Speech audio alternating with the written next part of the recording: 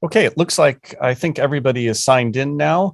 Thank you all very much for joining us today. My name is James Robson. I'm the Victor and William Fung Director of the Harvard Asia Center, and I'd like to welcome you to this morning's panel, or evening for those on the other side of the world, entitled Nagaland Conflict and Armed Forces Special Powers Act in Northeast India. Is there a resolution for a peaceful end? So a little background on this.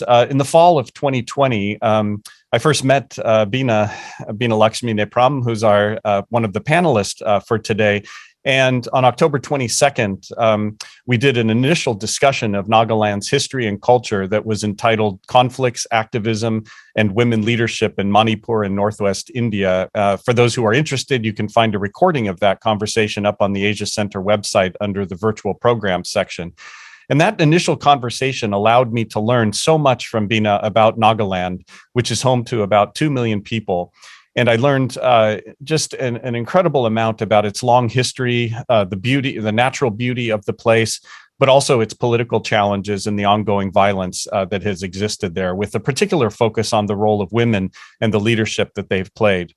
At that time, the Asia Center vowed to keep reporting and fostering programming on Nagaland, so that it remains in people's awareness, which unfortunately in the United States often shifts with the winds of the news, and currently more attention being paid, a little bit to the anniversary of the coup in Myanmar, which was well-deserved attention, but also to other geopolitical issues like the situation in Ukraine or in Syria, or previously with Afghanistan. And unfortunately, the news, other news about other parts of the world, like what's happening in Nagaland, tends to drop below the headlines. Unfortunately, after a period of decreasing violence, on December 5th of 2021, just this past December, Nagaland reappeared as a place of concern in the international media after Indian Army Special Forces mistook a truckload of ethnic Nagaland coal miners for militants and attacked the truck, killing 8 miners. And then in the protests and demonstrations that followed, another 6 civilians were killed. This incident, I think, has revealed the fragility of the peace agreement that was made some 25 years ago. And it's really the goal of this panel today to discuss precisely these issues and discuss some of the background and other aspects of what's happening there to now. So in this effort, we are joined by a really illustrious panel of speakers today. And I will begin by introducing them before they give their opening comments. So our first speaker is Rosemary Zuvutu, who is a professor and former head of the English department at Nagaland University in India. And as an activist, she is a staunch defender of human rights and women's rights. Dzuvichu is the president of the Central Executive Council of Nagaland University Teachers Association and a co-convener of the Global Naga Forum, an organization working for the rights of the Naga people globally. She is also an advisor of the Naga Mothers Association and a member of the Forum for Naga Reconciliation.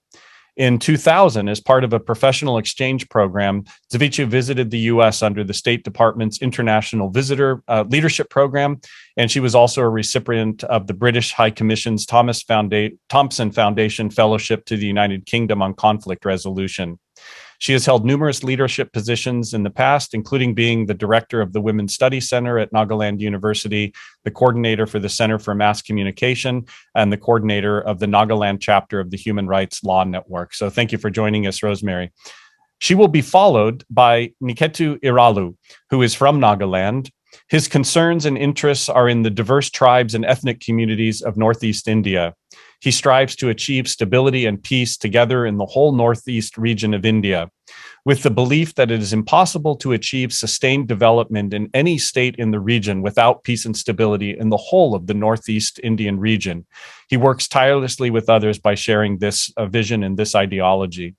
Iralu was the first chairman of Naga National Reconciliation Commission that aimed to resolve internal conflicts within the Nagas to reunite themselves. He has also helped in establishing the first counseling and rehabilitation centers for drug and alcohol addicts in Nagaland and Northeast India. Iralu has been active in peacemaking initiatives in various countries of Asia, Asia Pacific region, Europe, and the Americas.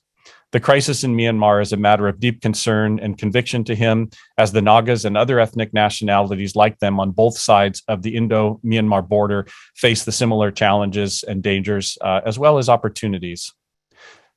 The third speaker will be Zuchamo Yanthan. He has over 2 decades of research and teaching experience. He teaches library and information science in the School of Social Science at the Indira Gandhi National Open University in New Delhi. His areas of specialization and interests include user studies, community information systems and services, communication skills, research methodology, social media and teaching and learning, climate change, and ethnography studies.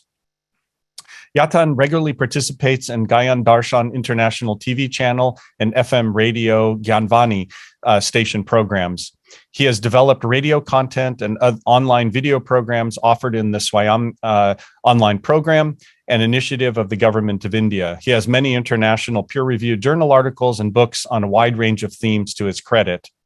Yanthan has been associated with various national and international organizations and served as the academic and research convener of the Northeast Welfare Society and a former president of the Naga Scholars Association.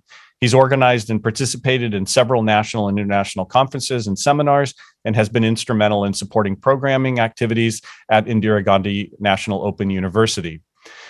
The final speaker will be Bina Lakshmi Nepram, or Bina. She is currently a fellow at the Carr Center for Human Rights Policy at Harvard University, who is an Indigenous scholar and a woman human rights defender, whose work focuses on deepening democracy and championing women-led peace, security, and disarmament in Manipur, Northeast India, and South Asia. She is the founder of 3 organizations: the Manipur Women Gun Survivors Network, the Control Arms Foundation of India, and the convener of the Global Alliance of Indigenous People, Gender Justice and Peace.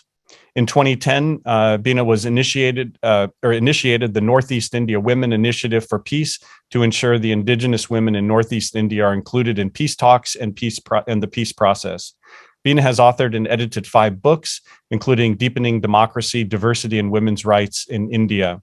Her work has garnered international recognition, including the Dalai Lama Foundation's Wiscombe Scholar Peace Fellowship in 2008, the Sean McBride Peace Prize in 2010, and in October of 2018, along with the 2015 Nobel Literature laureate from Belarus, Svetlana Alexievich, Bina received the Anna Politkovskaya Award, among other awards and recognitions. So first, thank you to all of you for joining us here today, and thank you to all of the audience who has signed in. It's really wonderful to have you today. The format for today's program will be, first, we will have opening comments from all of our panelists who will speak for anywhere between 12 and 15 minutes or so. And then those comments will be followed by a discussion among the panelists.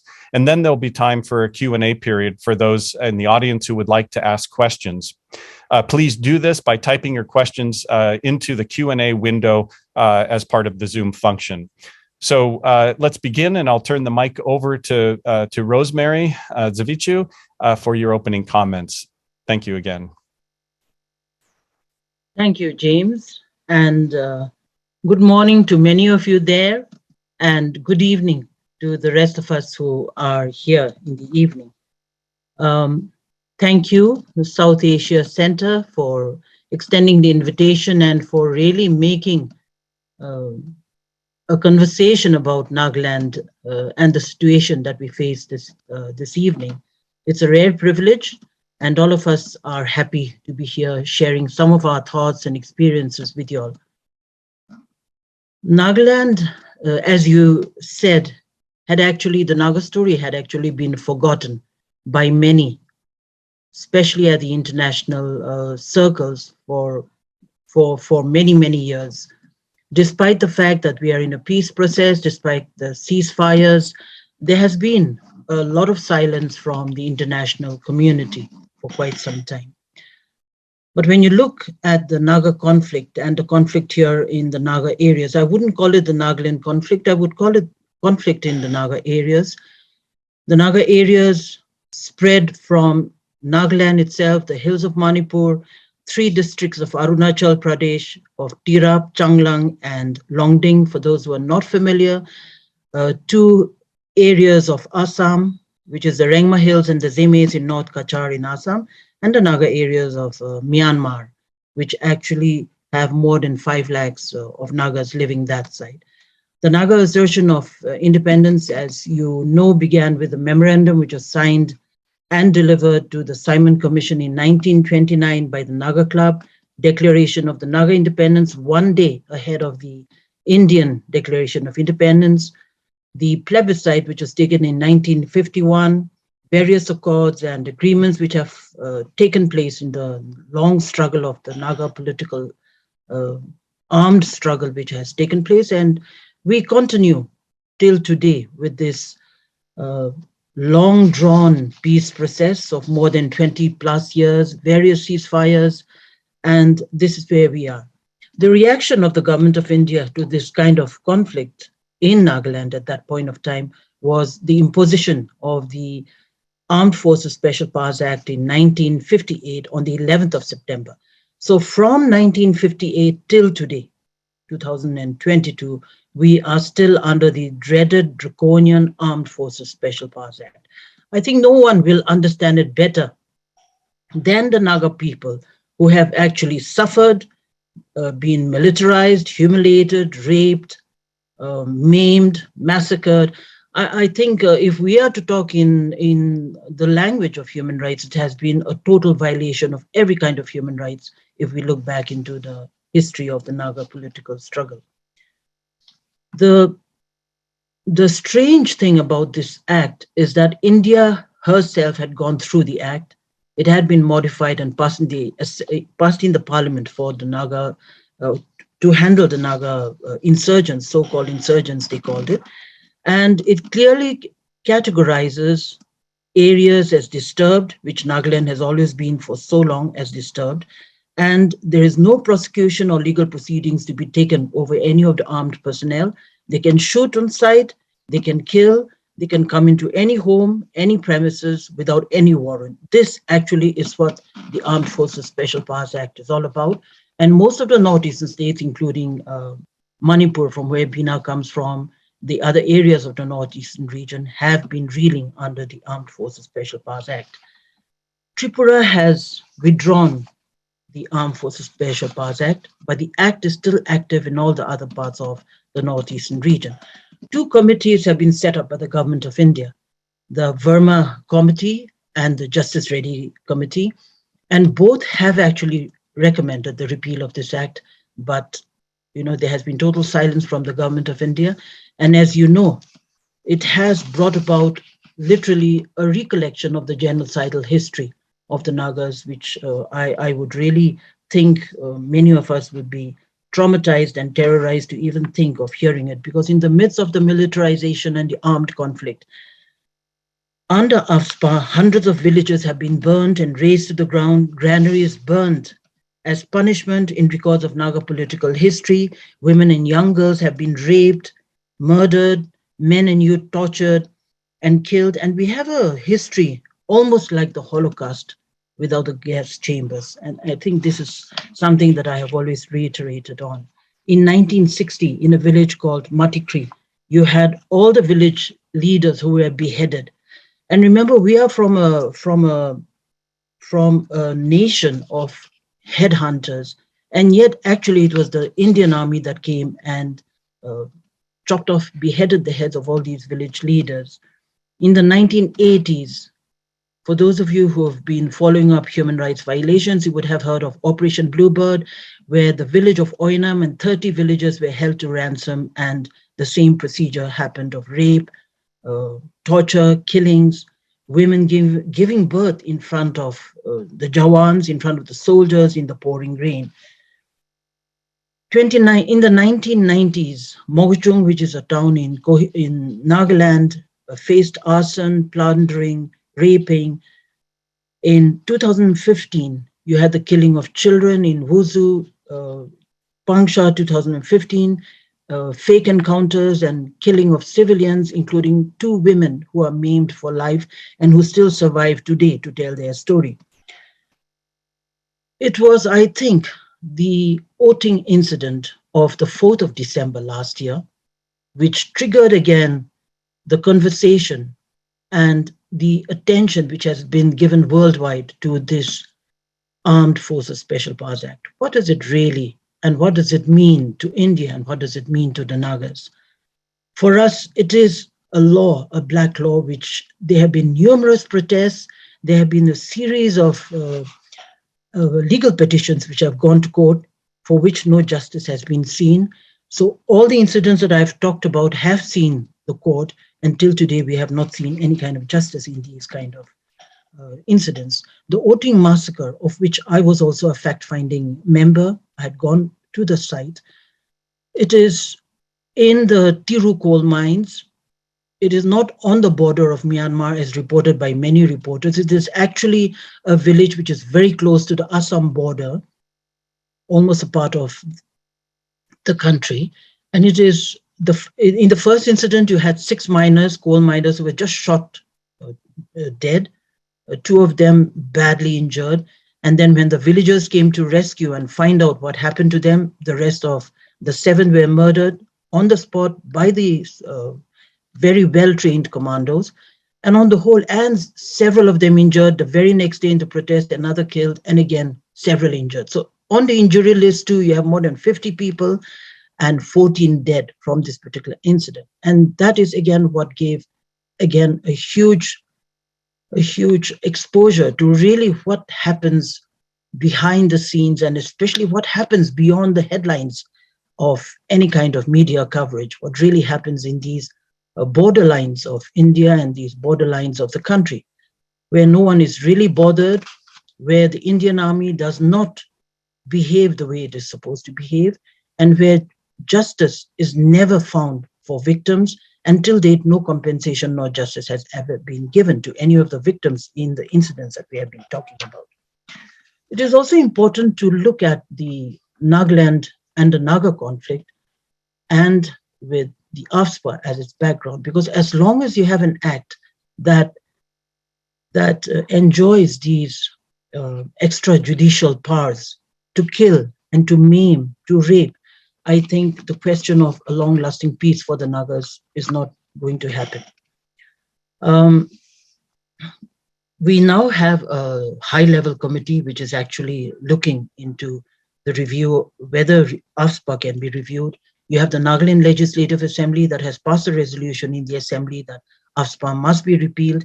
And then you have the public and the masses on huge protests all over the northeastern region, not only Nagaland, but all over the northeastern region, asking for the repeal of this act. Till today, the government of India is silent. Till today, the Prime Minister has not said a single word. Unfortunately, the Home Minister has given a statement in the Parliament saying that the Oting massacre by the Indian Army was actually of a mistaken identity, which is very, very unfortunate. In the background of this, where are the Nagas today? For us, peace is a priority. No matter what kind of problems that we have faced, no matter what is confronting the Nagas, peace is definitely a priority. We are the 3rd generation of Nagas.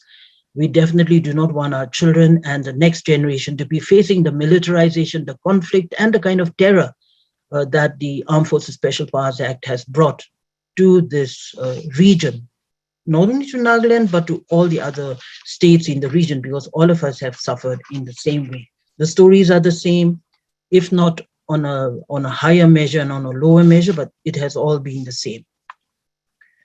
Because we are a resilient people, I firmly believe that Nagas are very, very resilient. We are deeply steeped in our history of pain and struggle, but at the same time, we look forward for peace. And that has to be the way forward. I'm very sure that has to be the way forward. And the complexity of Nagas being spread over states and 2 countries in India and in Myanmar is also an added, desire that Nagas still yearn to have the Naga homeland, because that is the initial dream of the Naga movement and the Naga struggle, to self-determine ourselves and to have our own homeland without the artificial borders and boundaries.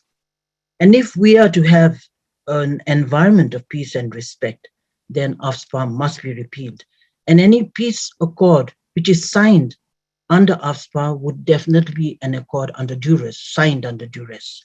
And this is what I see in the days ahead. This act actually has created and triggered more wars and disturbances and brought much shame to the great Indian army itself. If you look back into the history that I've been talking about, and we do not wish this act upon any other state in the country. Kashmir still reels under this act, and our solidarity is there with the Kashmiri people, and so also with the rest of the Northeast, which reels under this act. It is also imperative for the government of India to ensure that a ceasefire is not broken. And this is now our major concern, because with ceasefires which have been signed with the major group, which is the NACNIM, the negotiations have been going on for 20 plus years. You have ceasefire, which has been signed by several Naga groups called the 7 Naga national political groups, the 7 NNPGs.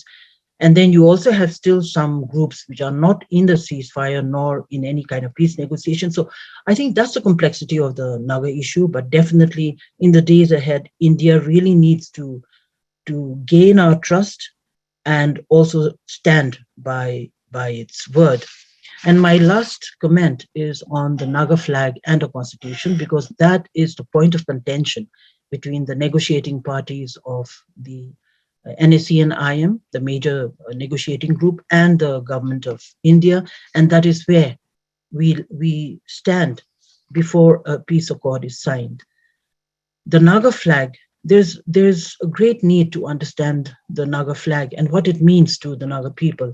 And I'm sure many of you from different countries would really understand the meaning of your own flag, whether it's a Scottish flag, the Irish flag.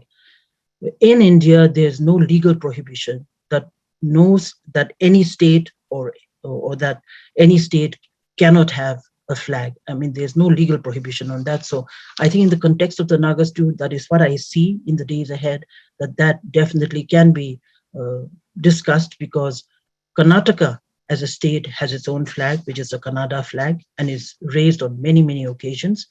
As far as the constitution is concerned, if you look at the Naga movement and the Naga struggle moved under the Naga Yezabo, which is the constitution. And to protect Naga rights, land and resources, customs, social practices, definitely much more than Article 371A, which is prevalent now, much more would be needed. So these are the issues that needs to be seriously thought about.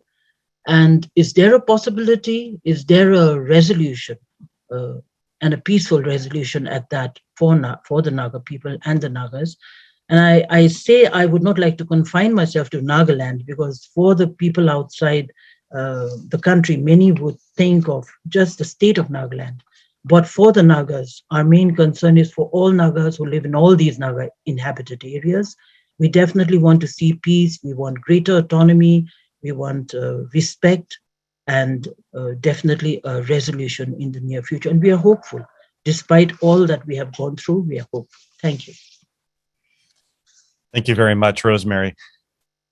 So we will now turn to Mr. Niketu Iralu, and I'll turn the mic over to you. Thank you, James. Internet connection went off, so I missed a lot of the points that Rosemary gave. So I'm just coming in at this point. First of all, thank you, Harvard University's Asia Center, for the invitation to participate in this panel discussion. This special opportunity to enable a group like this one you have gathered to understand something of our worsening crisis is greatly appreciated indeed. The subject for the discussion reveals what AFSPA has done to the Nagas and their struggle for their aspirations, starting from way back in 1958, when the act was promulgated, is now starting to be done also to other peoples of Northeast India.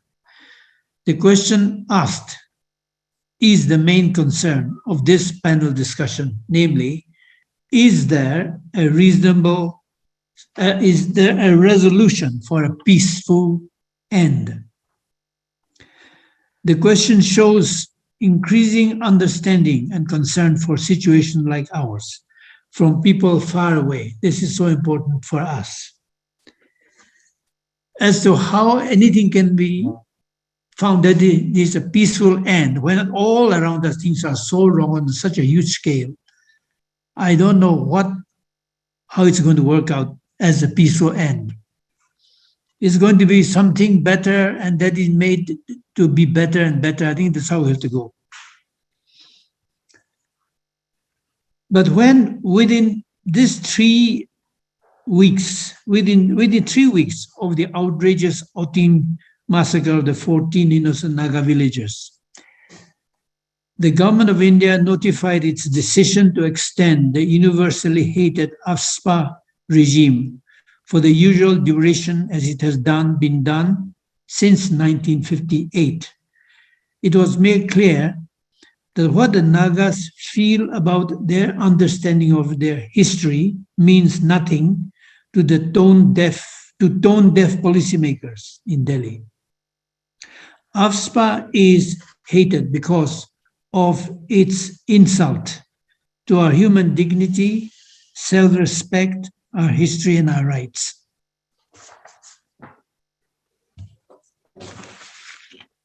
Prime Minister Modi and his government should soon realize what's happening, that AFSPA reincarnated in haste from the British Time Rowlatt Act of 1919 by the Congress Party government in 1958 to suppress and destroy the Nagas struggling for their aspirations is not worthy of India. We and the world want and need India to give hope to the world at this time, not add to the despair taking over the world.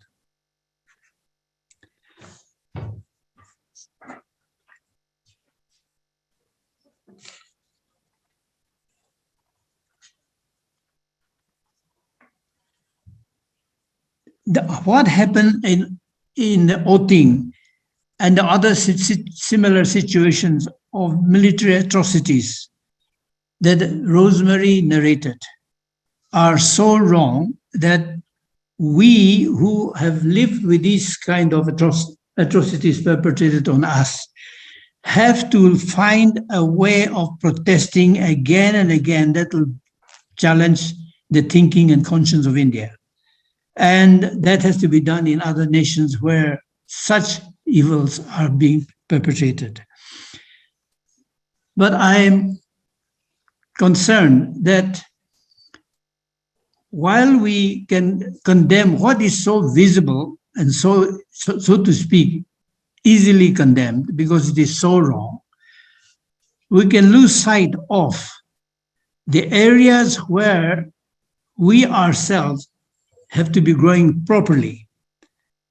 I feel that is where I see a new thinking has to be claimed by every citizen, every person, ordinary man or woman, who will say that the right thing to happen in our societies cannot be just left to the people we call leaders. And then we live in a way that will not make change impossible. I think that kind of a thing where our societies, especially emerging societies like the Nagas, who are just entering the modern history, that we grow steadily, properly by accepting disciplines that we should learn to live with. I think I will end at this point, as that is the area I want to explore with whatever strength I have after so many years of being engaged in this struggle and the fight to bring healing and reconciliation to unite our peoples, not just in Nagaland, but in the whole Northeast, because the whole Northeast, made up of ethnic nationalities and tribes, with aspirations that are so strong in each of them, we have to find a way of growing properly together with goodwill for one another, instead of adopting divisive thinking and ways that will make development impossible. I'll stop here at this point. Thank you very much. Thank you very much, Niketu, for those comments and also for your ongoing dedication to all this important work. So we will now turn to Zuchamo Yanthan's opening comments. Thank you very much for joining us from New Delhi, Zuchamo. Well, respected moderator, Professor James Robson, esteemed panelists, and viewers from across the globe. Good morning, good afternoon, and good evening from New Delhi, India. First of all, I thank Asian Center, Harvard University for initiating this pertinent topic, AFSPA, where the indigenous people in Northeast have been experiencing injustice, living under militarization for the last 60 years. I'm a firm believer in the saying which says, injustice anywhere is a threat to justice anywhere. These words from Martin Luther King, Jr. are a reminder that we all have a responsibility to take a stand when we witness injustice. Thank you, Asian Center, for also giving me this platform to share my perspective on Armed Forces Special Power Act, the robbing of democratic rights of the ethnic minorities in the Northeast India. Well, after I got invitation to speak at this webinar, I did a public opinion survey on AFSPA in Nagaland and also Manipur, the two states where the law has been most consistently enforced since 1958. The feedback I received was empathetic on two counts. First, almost all the respondents condemned AFSPA as a violation of their civil and human rights, therefore unconstitutional. Secondly, that the law is particularly oppressive of the ethnic minorities of a particular region, that is the Northeast India. So according to the respondents, AFSPA has created a culture of violence and disregard for human life, leading to fear, distrust, and public unrest in the region. In other words, in the eyes of the people, AFSPA has operated as an extra judicial law that is designed to perpetuate itself. It empowers the army to use lethal, force against civilians with near total impunity, and the exercise of that power by the army produces public unrest, including armed, resistance.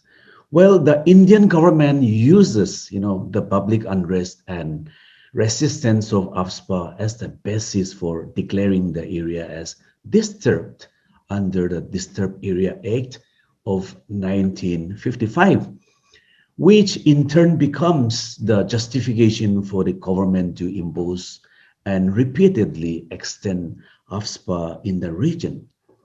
In fact, this has been the repetitive, tragic story of AFSPA in Nagaland and the Northeast India for over 6 decades, and the Oding of Mon killing, which is in Nagaland, being the latest one. In fact, because of which it has captured the attention of the world, and because of which we are discussing this issue to find a solution to the challenge ahead of us. So let me get straight to the question of the webinar, that is there a resolution for a peaceful end? The answer is yes, but it will be a difficult journey. It will be unrealistic to expect solution coming from one isolated action or a grand, event. It will be, in fact, it will have to be a process building an unintentional, pathway of peace with sincerity for addressing the deeply entrenched history of repression, bloodshed, and a bad blood created by AFSPA in this region. But before a peaceful resolution and healing can begin.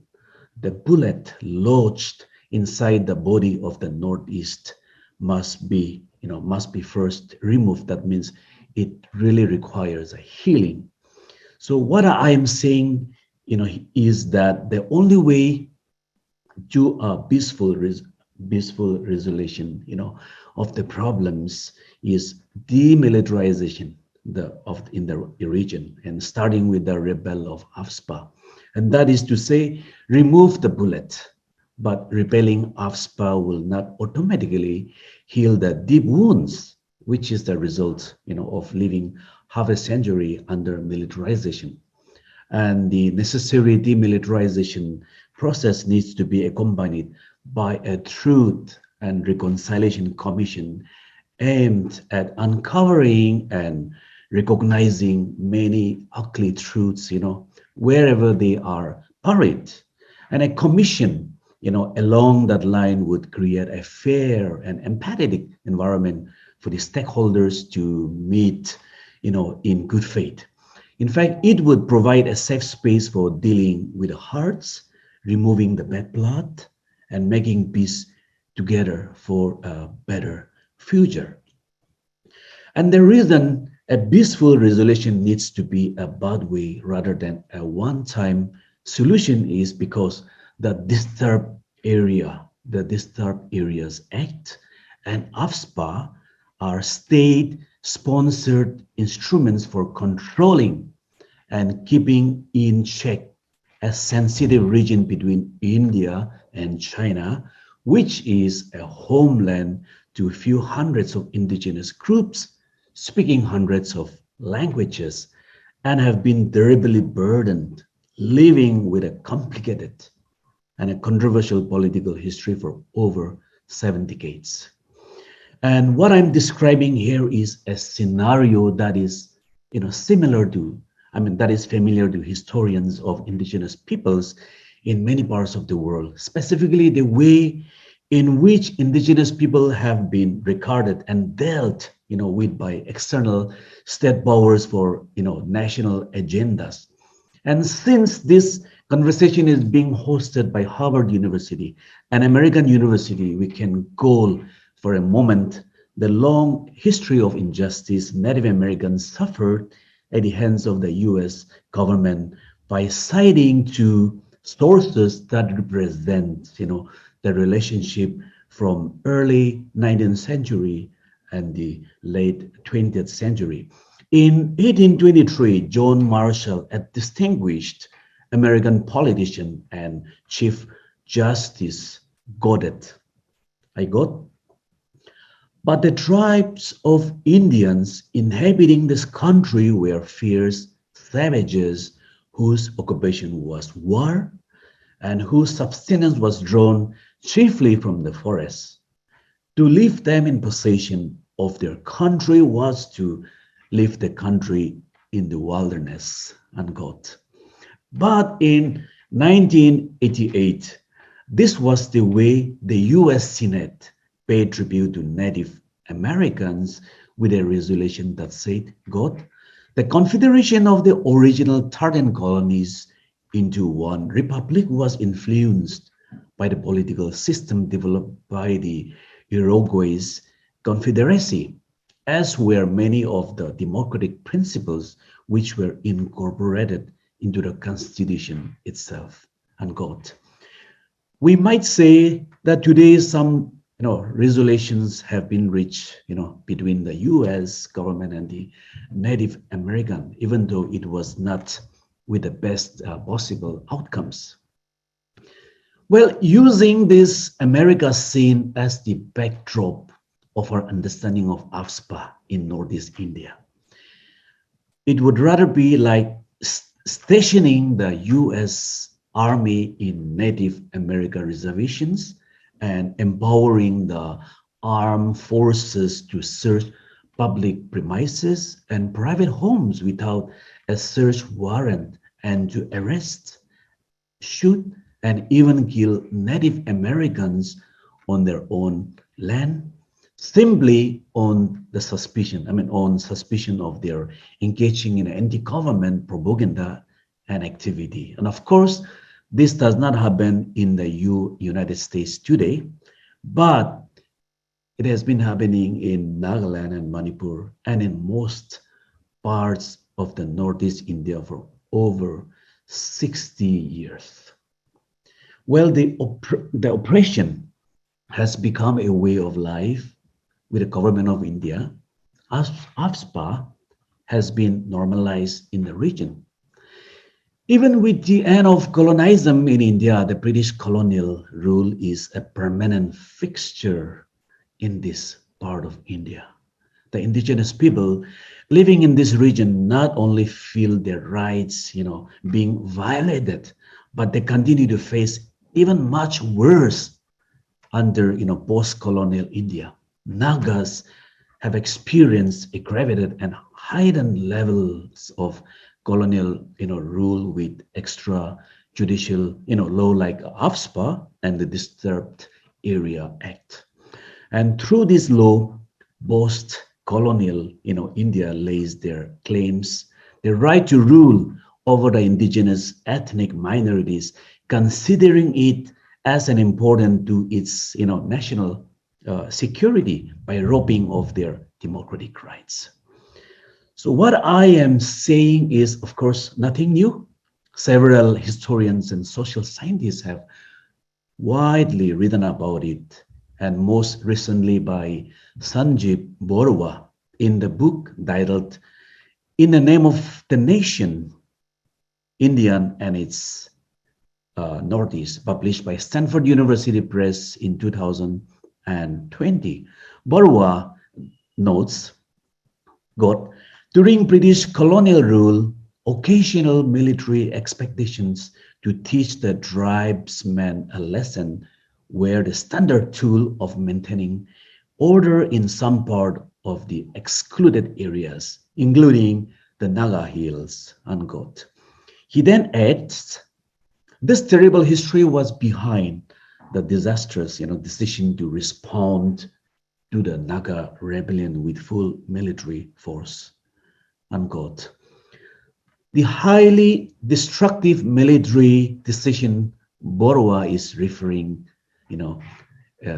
to happen. It happened in the mid 1950s, by which time S.B.N. Mullik, the Indian Intelligence Bureau chief, who served under Prime Minister Nehru, reports, the war with Nagas had started. According to Mullik, though there were nearly one security troop for over every adult male Naga in the Naga Hills, Yunsang area, there never was a time when it could be claimed that a Naga guerrilla had been broken into submission, unquote. This was in 1957. The following year, 1957, AFSPA was enacted and imposed in the region. 63 years later, we are still talking about the need to rebel AFSPA.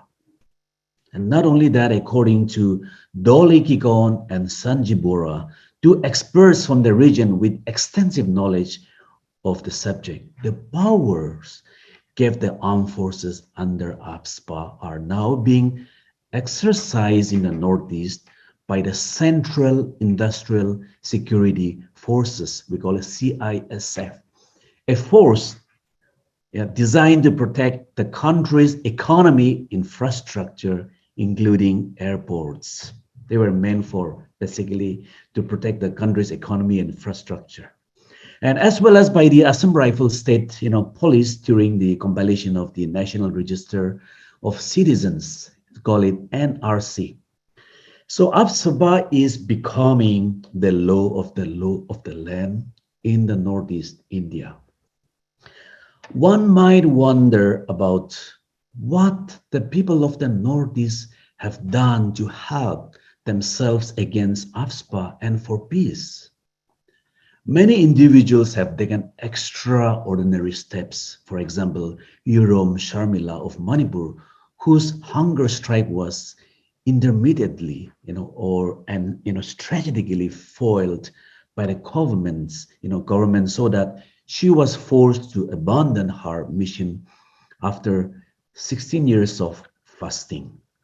So for many decades in the region, the public had appealed to authorities, staged demonstrations, went to court, and also protested. Even the UN Office of Human Rights, has urged the Indian government against AFSPA as it contravenes human rights. Armed resistance groups have signed ceasefire agreements. The most notable one was between the government of India and the NSC and IM in 1997, which of course produced the 2015 Framework Agreement. On that historic occasion, on 3rd August 2015, Prime Minister Mr. Narendra Modi said, quote, "I have deepest admiration for the great Naga people for their extraordinary support to the peace efforts," unquote. But 6 years into the negotiation with NSC and IM for a resolution for a peaceful end of the Indo-Naga political problem, and immediately following the Odin killings in Nagaland, the Modi government has extended AFSPA in Nagaland against the recommendation of the state government and the Naga public.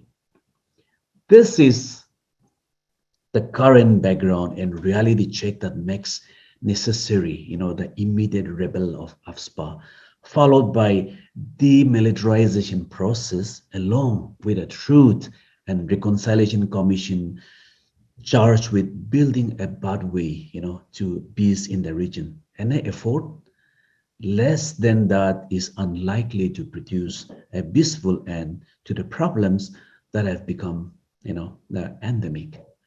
Thank you very much. With this, I end my presentation. Thank you very much, Zuchamo, for those really thoughtful comments. I'm sure we'll have many questions once we get to the Q&A period. So I'd like to turn now to our final speaker. And I should also say, before Bina begins, just to extend a thank you to her for, she was really instrumental in bringing together this group of really esteemed panelists for today. So in addition to your comments today, Bina, thank you very much for all you did to help organize the panel today. And I'll turn the mic over to you now. Thank you. Thank you. Yes, thank you. Good evening and good morning, good night to everyone who's tuning in. And really, really wonderful and painful to listen to our earlier speakers. These are, all of them who spoke before me are people I deeply admire. These are people who have really worked on the ground, not just in library or internet struggles. These are people who have really gone out of the way to bring peace in the region. So I'm so glad. Thank you, James, and thank you, Tenzin, for making this happen. It was my bounden duty to ensure that our voices are heard. I will not take a long time, but I will share some of the concerns that I have. So first of all, really, my salutations to the Naga people. We have absolutely led the way in the entire northeast of India of what it means to struggle for our rights. You have shown it to the world what it means to fight for your rights. But I also want to reiterate what Uncle Niketu has said, that this fight is not just for the Naga people, but for the people of 45 million indigenous people living right now in northeast of India, who have been facing these problems for a long time. But again, it was the people, the Naga people and the people of Manipur who actually brought it to actually international attention. And many of them, the names have been written. Today's focus that I'm going to share is the conflict as well as this Armed Forces Special Powers Act. It's only 4 pages of A4 size, passed for the first time in 1942 to thwart Mahatma Gandhi's Quit India movement.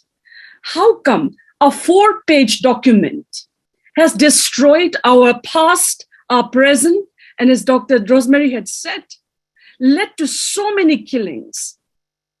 I became a scholar and an activist, not because I wanted to become one. I wanted to be a physicist, but the amount of killings, the day I was born, there was military curfew. I grew up near the Hairangoitong massacre site. And my current ancestral house is next to, in Sagolman, where it is known as Killing Fields of Manipur. And I visited so many conflict tombs, not only in Manipur, but across the northeast of India, where families have been wiped out, killed. And as many of our speakers said, no one has been brought to justice for this kind of crimes committed under the shadow of AFSPA. And this is what I'm going to focus my attention. So let me again repeat, this 4-page paper is for me an instrument of what Michael Foucault would say, a technology of killing. A technology of killing in 4 pages, handed down in 1958 in the Indian Parliament to control 45 million people of northeast of India, and first imposed in the Naga hills. So the Naga people have really suffered beyond many of us. And then in 1990 is now currently imposed in Jammu and Kashmir. So in entire India, these are the 2 areas where this act is there. So first of all, the existence of the Armed Forces Special Power Act is a proof of what Quijano would call the coloniality of power. It's the British left India after 200 years of British rule. Now, after the British left India, we didn't say bye-bye to them. Government of India in Delhi took the British laws and imposed it on 45 million people in the northeast of India. This is what government. So in short, I would like to declare today that we are still living like a colony of India.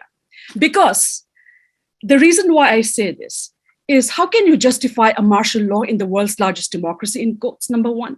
Number 2, there are over 300,000 troops. I repeat, 300,000 troops of the Indian Armed Forces on the Naga people, as well as entire Northeast. In Manipur, for every 20 Manipuris, there's 1 Indian Army personnel. Such is a ratio of heavy militarization in the area. So we are, and many of the colonial, decolonial, and post-colonial theories which come from India do not talk about us. They do not talk about us. So we are not, and Gayatri Spivak once wrote an article which says, can the subaltern speak? Now, we would like to pose the question, can the indigenous people of northeast of India speak? Our tongues, our histories have been completely absent from the narrative of India. That's why we are not able to understand what is happening there outside the 4 corners of India. We are called secessionist. We are called all sorts of names for asking the government of India to adhere to its own principles.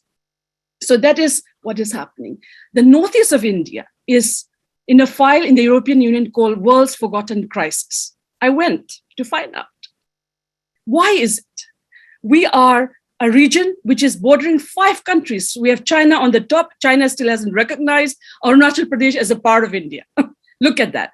And we share borders, the northeast of India shares borders with 5 other countries.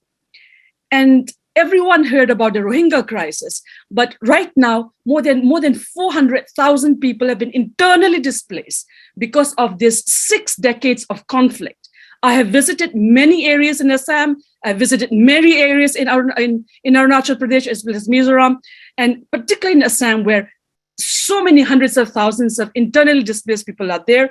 India hasn't signed the Refugee Convention, so they're all staying in schools and makeshift places for decades, yet the world doesn't know about us. So Asia beyond the headlines is where we are. And this is one of Asia's longest running armed conflict, yet we cannot take this issue out. We are threatened for speaking about this. So even this seminar itself, James, may be taken as a testimony against us, but some of us have to speak truth to power. If not, then the next generations of people who are living in our part of the world will have no peace, like many of our earlier speakers have said.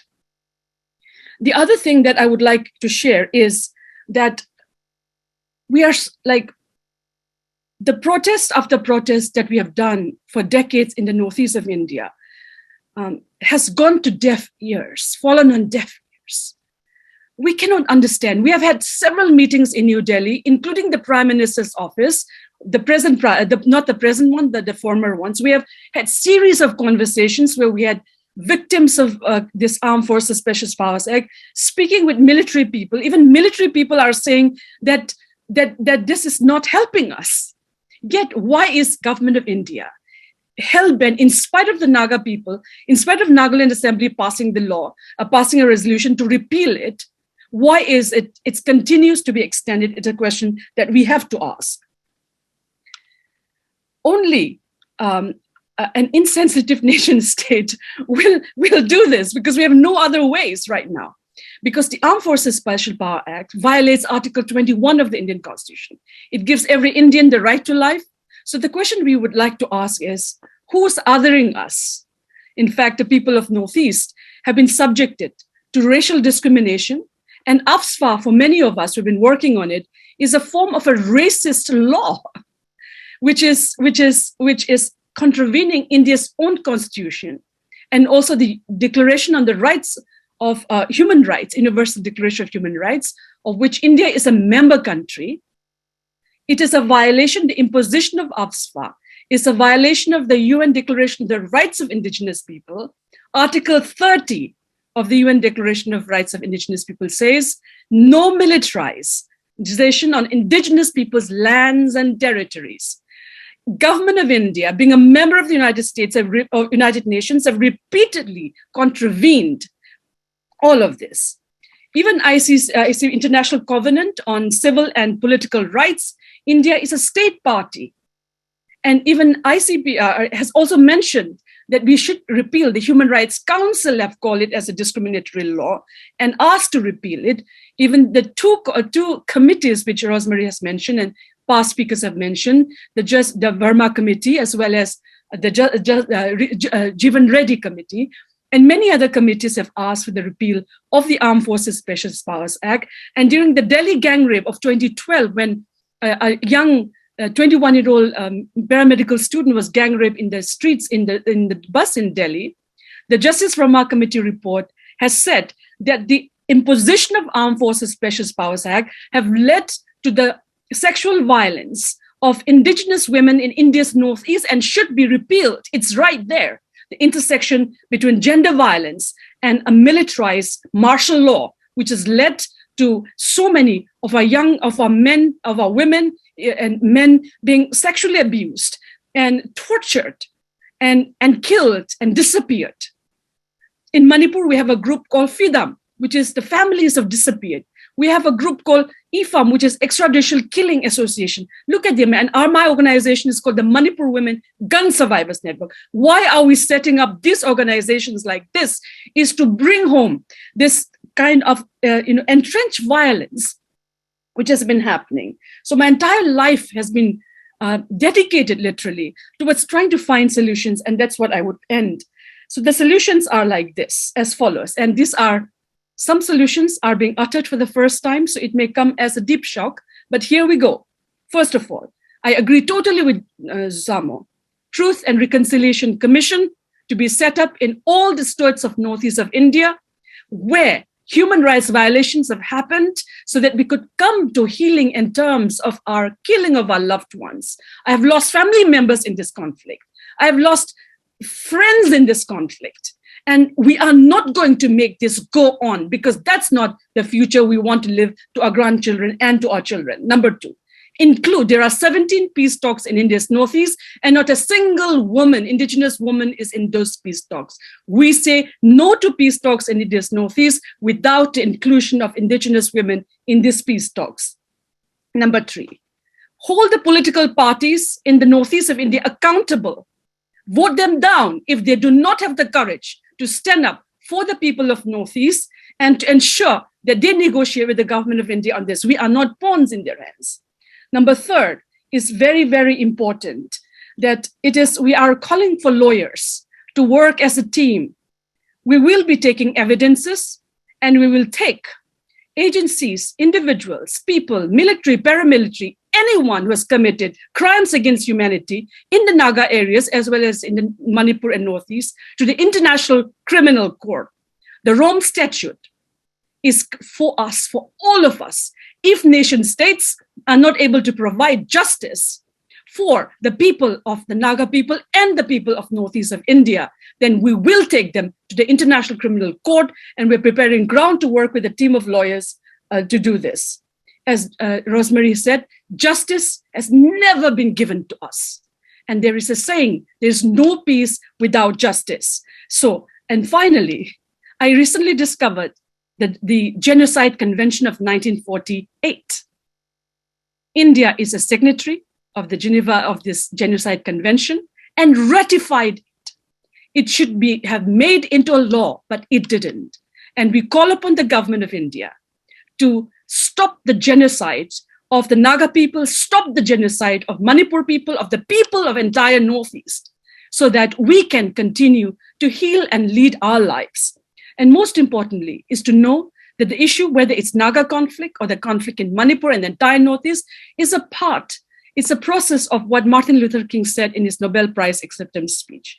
4 quadrants, which makes the world, the pain that we are in: colonization, militarization, patriarchy, and and racism. These are what is leading to a continuum of violence. The entire Northeast is an area which is extremely resource-rich area. It has given India its first tea. It has given India its first oil. There is huge natural resources in the Northeast of India. So the fight for peace and justice it cannot be done by one indigenous group alone. It has to be done collectively. The Nagas, the Manipuris, the Kukis, the Tiprasas, the people of Arunachal Pradesh, Sikkim, everyone uniting to be able to negotiate with India, which is supposed to be the world's largest democracy, to see that no to demilitarization, decolonize indigenous territories, and demilitarize, and ensure that we get the justice that we deserve. And we will fight till the end to make this happen. Thank you. Wonderful. Thank you very much, Bina. I'd like to bring back all the panelists now then and give you the opportunity to see. I know that you heard many different ideas from each other about different aspects. I think I heard there are some common themes here, and I think some of the key issues are apparent to all. I think some of the most egregious examples of violence and problems that Nagaland is facing. But I just wondered if any of you had comments or a response or elaboration on anything that your fellow panelists have said. And then after that, we still have plenty of time, and I'll get to a few questions that have come in by our audience today. Feel free to, if you would like to comment, just unmute yourself and speak. Actually, I would like to request Uncle Niketu Iralu because he has this beautiful house, which is called the House of Listening. And because of colonization, all the Northeast people are connected to Delhi by flights, mostly. We meet more in Delhi than with each other, number one. Number two, our histories are not in Indian textbooks, so we don't know about each other. So there's always this. So I think really important work for the present and future of Northeast, and I would love him to really share what he has been doing in terms of peace and reconciliation in the Northeast. Well, I think our house, we are inspired. The people from different parts of Northeast India do come here to sit down together, listen to one another, and get to know one another at the human level. I think that is something we have to widen and keep on doing. Because I think what we need is, we must make sure that we, what I would call a wider common stability, which is possible because we all contribute to make that work. Otherwise, we can spend all our lives calling buns, as we call in India, so that our neighbors can't move cross through our land, and we think that's the solution. But these are not sustainable plans. I'm interested in developing that kind of understanding.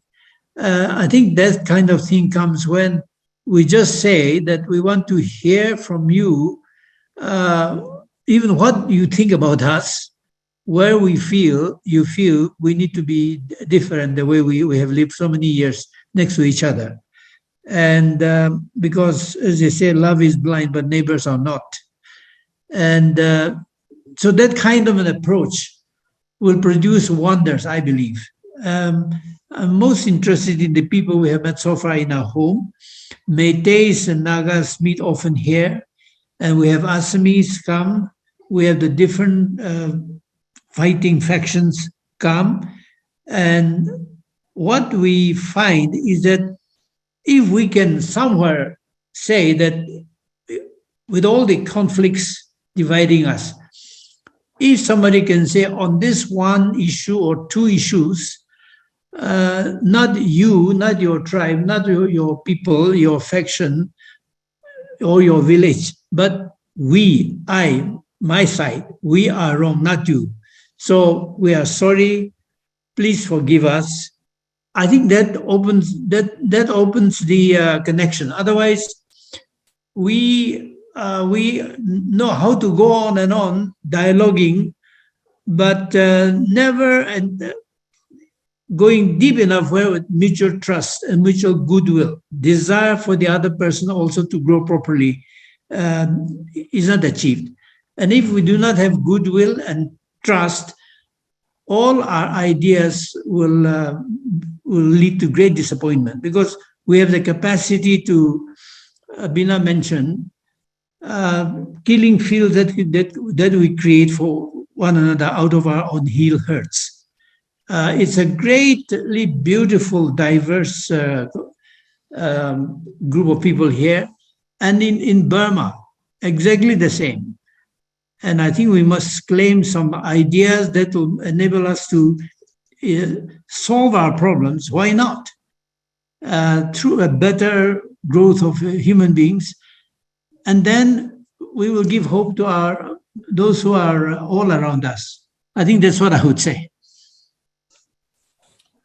Wonderful. Thank you, Niketu. I think this issue of just bringing people-to-people contacts as a form of understanding and dialogue, and including the most oppositional parties, it takes a lot of work and bravery, but it's, I think, one of the best ways to surmount some of these key issues. So thank you for the work that you're doing there. Would anybody else like to respond? And then I have a number of questions as well. Yes. It looks like either Zuchamo or Rosemary, I think one of you. Yeah, I would like to respond to what Bina then Zuchamo. Said. Yeah. Would like to respond to what Bina had said. I agree with her on India always looking at us as the other. That is something which has been very significant. But I feel that all of us here, it is also important to look at the political issues that we are facing in our own states and in the region, because the Armed Forces Special Powers Act cannot be seen in isolation when we are also having our own unresolved political issues. The peace negotiations, which I have mentioned, has been going on for so long.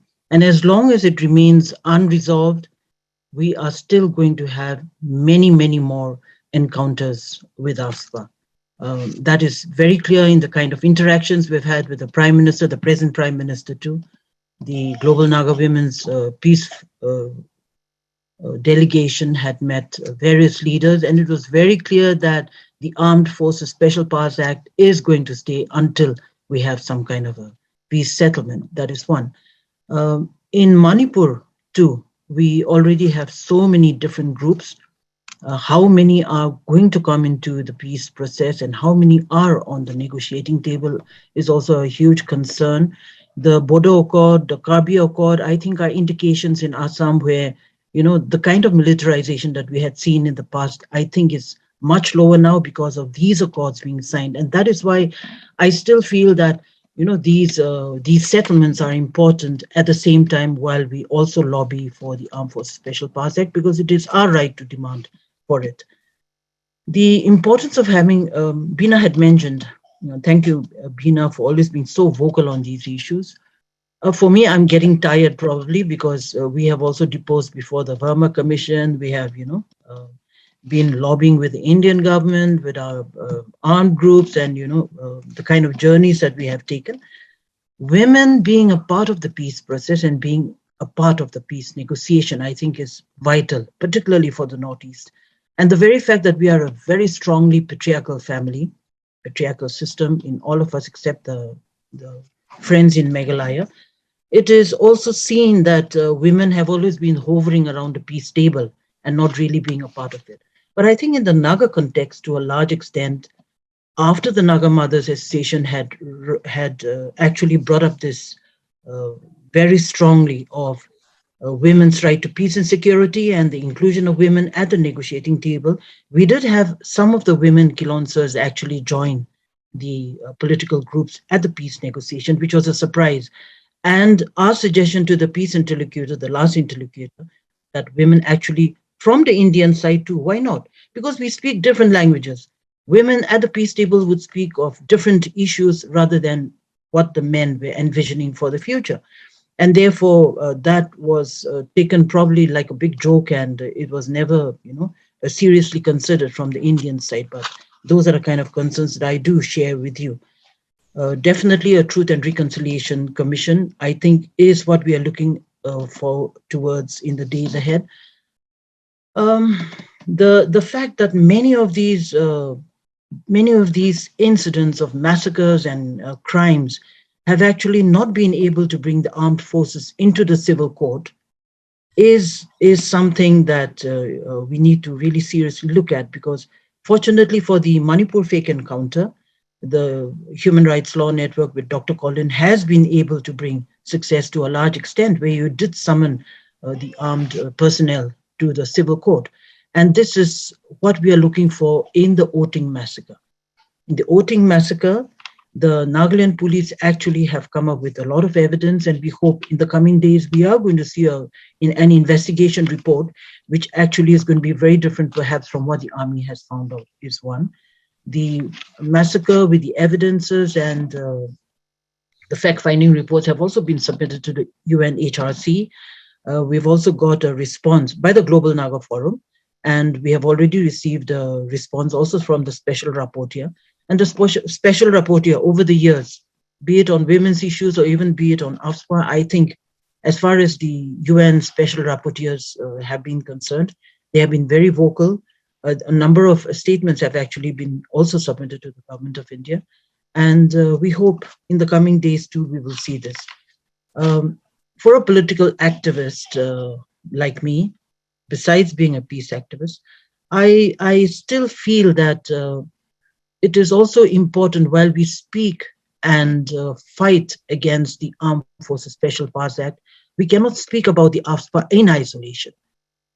Because in our own areas, in all of the Northeast states, we do still have political issues unresolved, for which we have struggled for so long, and particularly the Naga people. And that is what I see in the days to come, that if there is a political resolution and a peace to look forward to, then definitely the government of India has to come down and repeal and withdraw AFSPA from the areas. And when I talk about Nagaland, I'm also talking of all the other northeastern states where we have all come out in unison. After the Oting massacre, there has been even a spearheading of protests throughout the northeastern states. And I think one very positive development is also the instant reaction of the younger generation.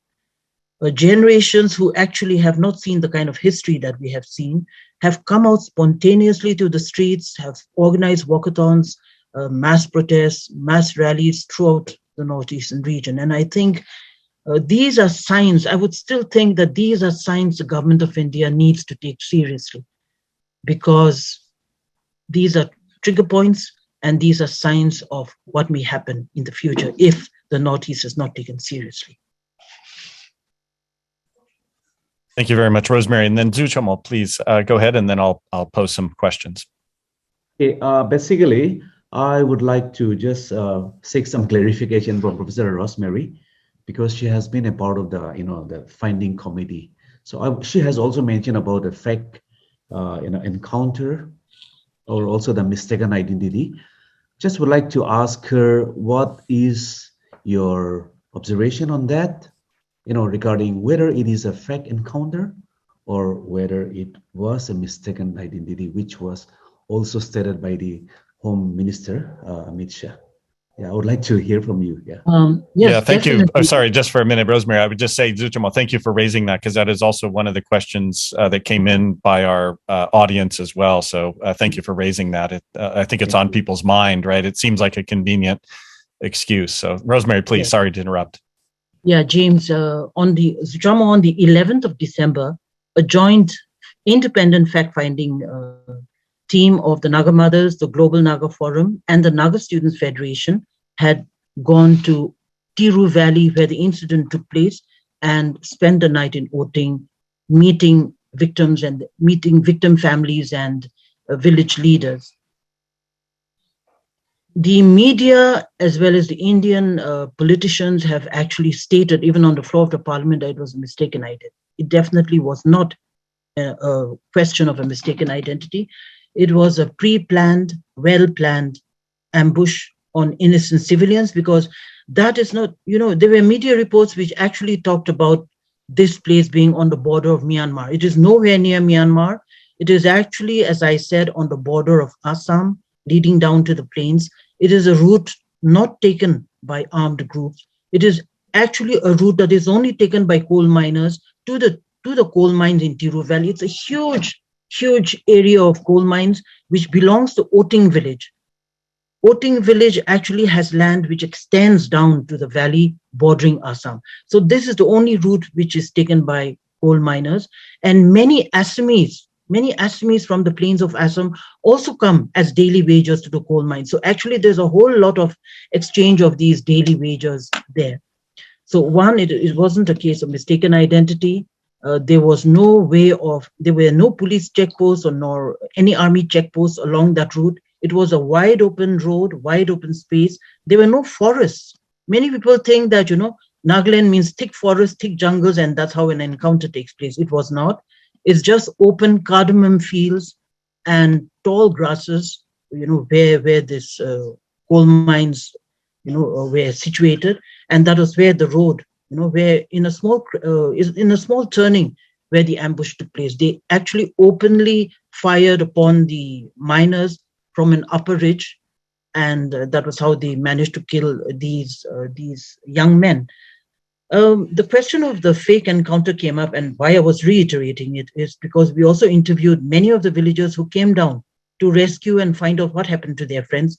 In the first incident, they shot dead 6 of the young men, seriously injured 2, and since 8 of them had not come home, the rest of the villagers around 8:30 came down again to the valley, and it was there that they found the army trying to dress. And in fact, they had already dressed some of these young men in camouflage and in army boots, and some of them were half naked. And for a period from 4:30 when the incident happened till almost 8:30, which was a period of around 4 hours, the army had not left the place and were busy, trying to actually stage a fake encounter. And this is something very common in the Northeast, in Manipur. Manipur has seen so many of it. Nagaland, we have seen so many of it, where they will ambush, they will kill, and then they will lay arms near them. They will, put on uniforms, maybe put down some guns, army boots, whatever, and then claim that it's an encounter. And that was the first report from the army, which said it, but it was not at all. And these are statements from witnesses who had gone down. And imagine these are commandos, trained commandos. 21 para commandos are the most well-trained ones.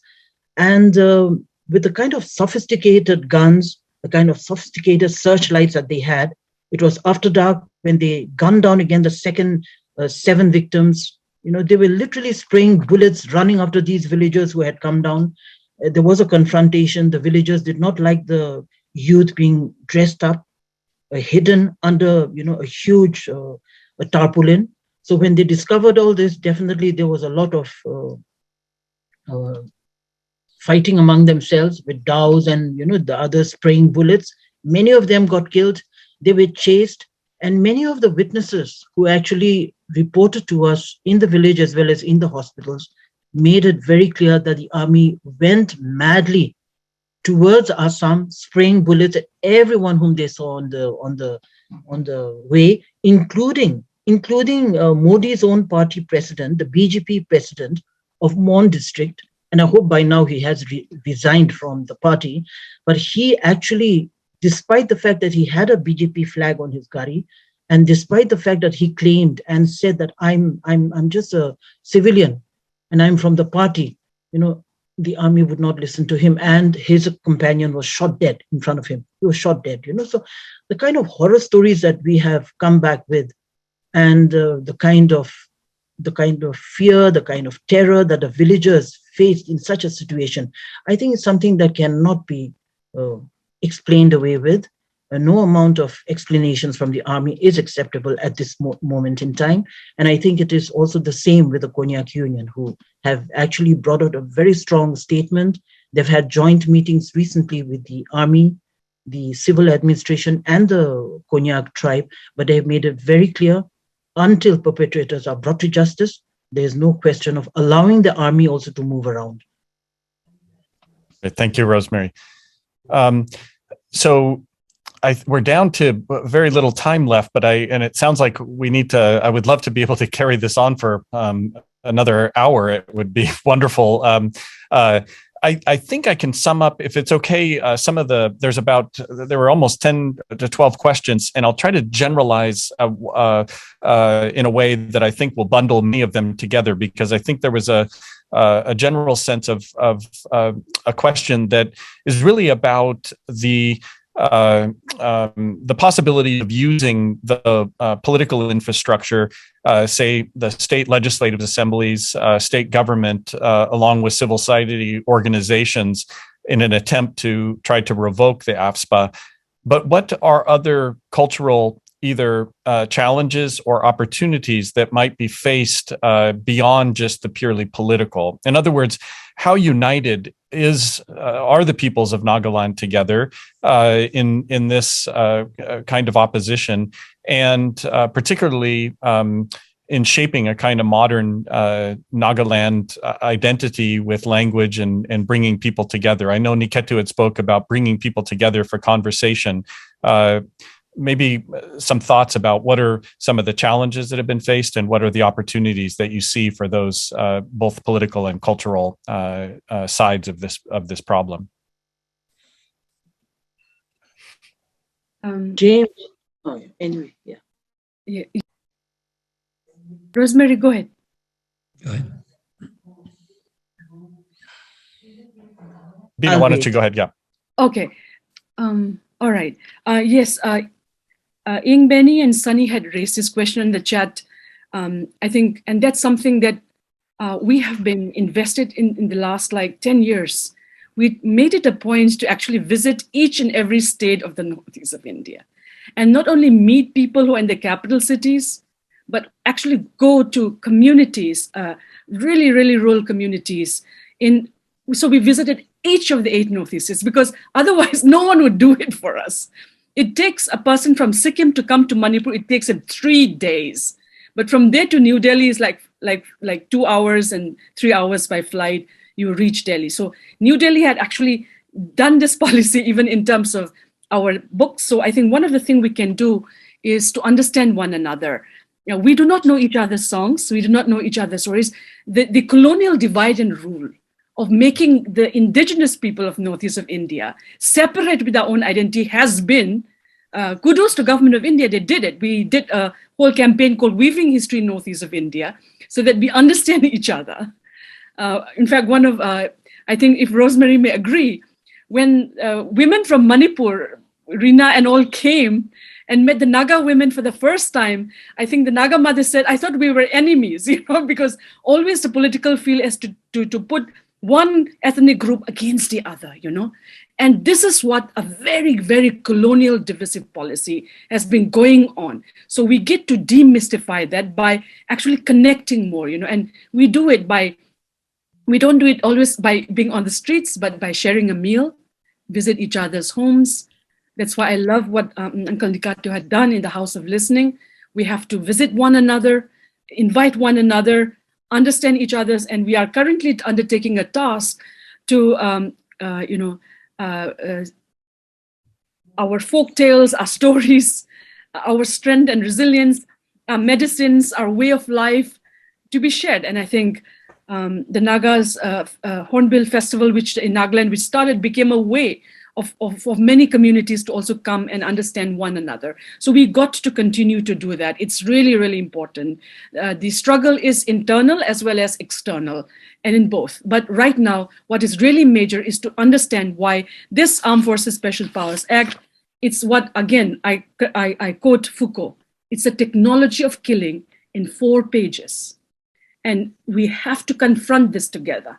Because as one of our panelists said, even Nelson Mandela said, only free people can talk to one another. We cannot have democracy at gunpoint. We cannot have peace talks at gunpoint. And so we have to demilitarize within and outside. That's my issue. Please, Zuchamo. Okay, there is a question on me which is asking about, whether the Naga government, Nagas were misunderstood, and whether that could be the reason for their continuing to extend AFSPA in Nagaland or in the Northeast. Well, yes, I will give 2 reasons for this. 2 observations. One is, yes, Naga society was totally misunderstood and was also totally misinterpreted from their narrow perspective of warrior tribes and terming the Nagas as savage and also uncivilized. In fact, this is where this connection came up, and hence misunderstanding also came up, and that also that leads to the militarization method to suppress the Naga movement for self-determination. Instead of understanding the Nagas, the way of life through dialogues and understanding. But I think, well, initially, yes, the reason for the militarization or the imposition of AFSPA is to suppress the Naga movement for self-determination. But I see little higher than that. I see a little higher than that, because one thing is that since Nagaland or the Northeast is situated, the region is situated in a very sensitive area, I think Government of India is using AFSPA, in order to, for their, for the so-called country's security interest. So because if social unrest is the reason for imposing AFSPA in the country or in the Northeast, then what about, the Maoist, movement that has been going on for in many states, and also like states like it is in Andhra Pradesh, Bihar, Chhattisgarh, Jharkhand, Madhya Pradesh, Maharashtra, Orissa, Telangana, and West Bengal. And even the former Prime Minister of India has very well got it that one of the greatest threat for the security of the country is the Maoist, the movement of the Naxalites. But then we don't see the imposition of AFSPA in this country. So this makes me to think, the imposition of AFSPA in the Northeast is much beyond the social unrest. The central government of India definitely has some interest. That is the reason why it is being imposed there. Yeah, thank you. Thank you, Zuchamo. So like I said, we are getting near the end, or we're past our projected time, but I'd love to give Niketu Iralu a chance to have some finer words as well. I'd like to keep a balance in our speakers and ability to say, and if you had something else you would like to share, Niketu, I'd love to give you the opportunity if everybody can stay on just for a few more minutes. One point in connection with the calling it a mistaken identity. Many of us were very disappointed that the New York Times report on the event started with this subtitle was that it was a mistaken identity matter. And I think that did a disservice to the reputation of New York Times itself, and it hasn't helped anybody here. It doesn't help the government of India, because the government of India must be challenged to be truthful. And if we cannot trust the leaders are truthful, then there is no possibility of any proper growth.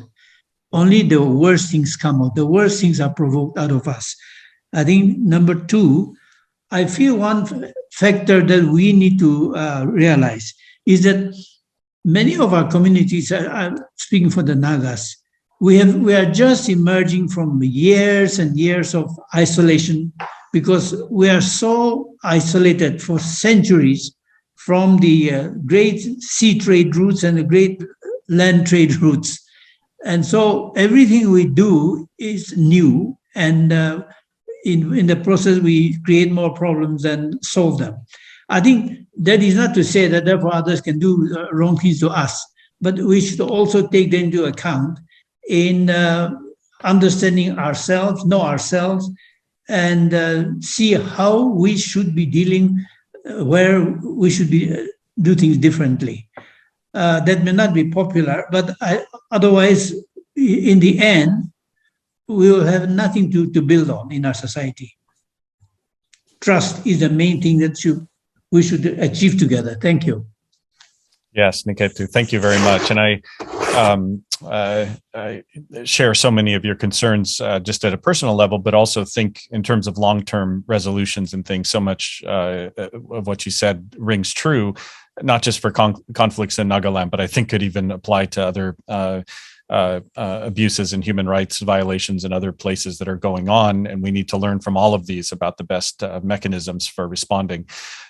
So I would like to offer this opportunity because there were a number of questions. I couldn't get to everything, so I apologize to all of the audience who signed in today, which I should let everybody know. There were at over 100 people who signed into this talk today. So to me, that is a really exceptional sign of both interest in this issue and also, I think, a desire to learn more about it. And so I would like to offer the opportunity that the Asia Center, perhaps we can put up something on our website connected to this event. If all of you on the panel could send us any book recommendations, articles that you think are significant for this issue, because, really, as Niketu had pointed out, we are so largely dependent upon Western media, but at least for daily consumption. I mean, we all know that there's better sources that are out there and we should be searching for them. But because when you get headline like what appeared in the New York Times, it drives a kind of perception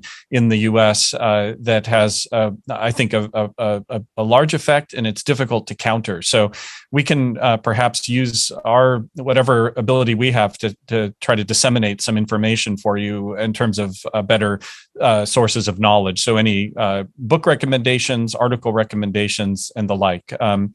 And in addition to that, there have been some comments about how might people in the international community assist the efforts in Nagaland. If you have any resources for, I know all of you are part of these very important groups that many of you were the founders of and are still key members of. If you could send us some information about how people might contribute to the effort, either monetarily or through other efforts, we could also try to disseminate that information to everyone. I think today, at least, what we have been able to do with you all for today and with the community and the audience who signed in is to thank you all very much for both your inspiring work that you're doing in Nagaland, but also for taking the time to share your knowledge. It's really the kind of on-the-ground, intimate knowledge that you all have shared today that can really open our eyes to the real situation there and counter some of the misperceptions. And, I think when we're dealing with large governments and particularly militarized governments, there can be stories that are told or a facade that's built up that is very difficult to counter without a large megaphone and a voice. But while we don't maybe have that, what we can hopefully have is at least a voice that will help to contribute in some way. So and that really is thanks to you all coming out and joining in from all across the world, actually, to help in this effort. So let me end by thanking you all once again, and it's been a real pleasure to host you. And Niketu, do you have a comment, please? I just want to thank Bina Lakshmi Nepram very much for reaching out to us with such passion and conviction and understanding. Thank you so much, Nepram. Yes. Bina. Thank you. And what is Niketu's house? Thank you, Bina. Yes. What is Niketu's house called again? The house of Listening. Karnaki, that is in my language. Karnaki, a house for listening. Wow. I almost want to call this series the House of Listening. I think that's such a wonderful name and concept as well. And it just captures so much of the spirit. But I'm so glad that you thanked Bina as well. And again, thank you so much, Bina. It's been so inspiring to be in conversation with you and collaborate, and appreciate all the efforts you did for this. Thank you very much. Yeah. Goodbye, everybody. Thank you again. Thank you so much.